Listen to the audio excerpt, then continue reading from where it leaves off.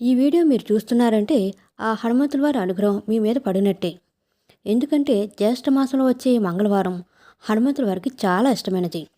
ఈ జ్యేష్ఠ మాసంలోనే హనుమంతుల వారు శ్రీరామచంద్రమూర్తిని కలిశారు. అందుకని ఈ సమయం ఆయనకి చాలా ప్రీతికరమైనది.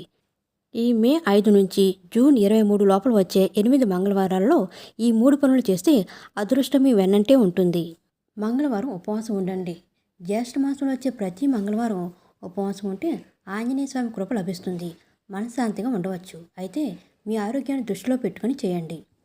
ఆలయ దర్శనం చేయండి. ప్రతి మంగళవారం ఆంజనేయ స్వామి ఆలయానికి వెళ్ళి తమలపాకులు లేదా వడలు సమర్పిస్తే మీ కష్టాలు తగ్గి శుభ ఫలితాలు వస్తాయి.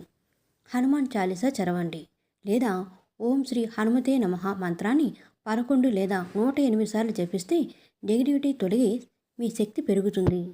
మా వీడియోస్ కనుక నచ్చినట్లయితే లైక్ చేయండి, షేర్ చేయండి, సబ్స్క్రైబ్ చేసుకోండి. మరిన్ని మంచి వీడియోస్ కోసం నోటిఫికేషన్ ఆన్లో పెట్టుకోవడం మర్చిపోకండి. Please support us. Thank you so much.